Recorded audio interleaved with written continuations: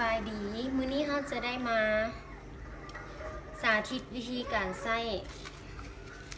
เครื่องวัดแทกความดันเนาะมื้อนั้นสาธิตไปแล้วรอบหนึ่งแต่ลูกค้าก็หลายคนที่ว่าบ่เข้าใจมื้อนี้เราก็มาสาธิตใหม่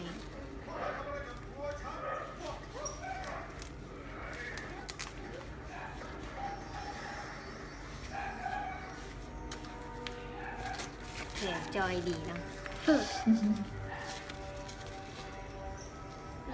เราต้องเฮ็ดให้เส้นตัวนี้เนาะตรงกับเส้นเลือดใหญ่หรือว่าข้อพับแขนแล้วก็มากดตัววัดแทกปุ่มกลาง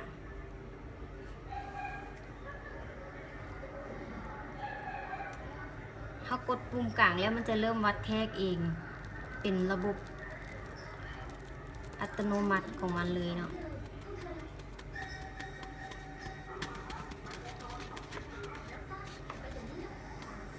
ตัว S นี่คือการตั้งค่าของเวลาวันที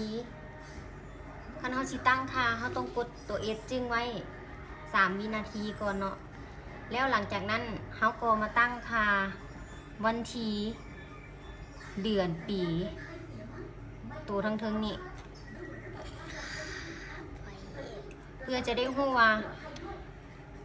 เฮาวัดแทกความดันไปในวันที่เท่าใด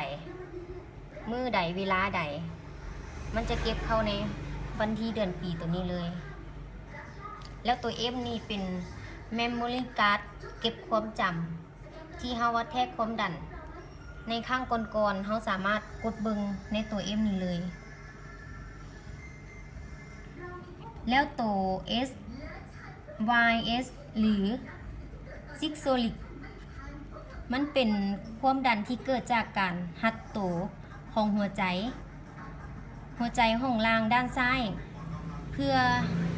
ฉีดเลือดออกจากหัวใจจึงเป็นความดันที่สูงสุดตัวนี้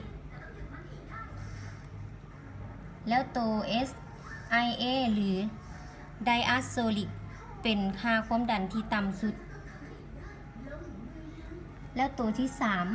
3 Pulse Minute แม่นการเต้นของหัวใจเนาะ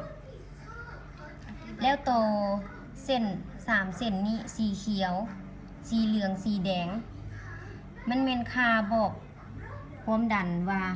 ความดันจะสูงบ่ความดันต่ำบ่ถ้าสมมุติว่าขีดตัวนี้มันขึ้นฮอดแต่สีเขียวไปว่าความดันเฮาปกติถ้าขึ้นฮอดสีเหลืองหมายความว่าความดันเฮานี่เริ่มสูงขึ้นแล้วแต่ถ้าว่าความดันของเฮาเป็นขีดขึ้นมาจนฮอดสีแดงเฮาต้องเข้าไปพบแพทย์เพราะว่าความดันของเฮาสูงเกินไป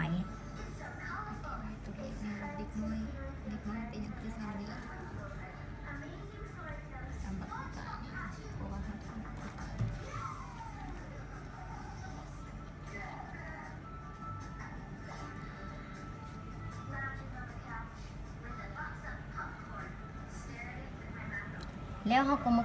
ถ้าหน้าจอมันดับอย่างสิเนาะเขาก็มากดเบิ่งค่า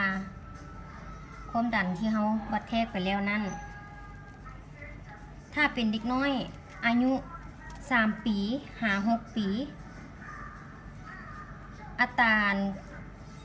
การวัดแทกความดันของเขาทั้งเทิงนี่มันจะอยู่ค่าประมาณ110 ถึง 70ตัวนี้จะเป็น110ตัวนี้จะเป็น70แปลว่าเด็กน้อยผู้นั้นมีความดันปกติเนาะแต่ถ้าคนอายุประมาณ18 ปี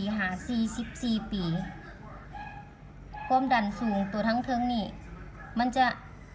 ตกอยู่ประมาณ140ตัวข้างลุ่มนี่จะเป็นประมาณ90จะเป็นความดันปกติคือกันถ้าเกิดนั่นก็แปลว่าเขามีความดันสูงหรือเป็นความดันต่ำ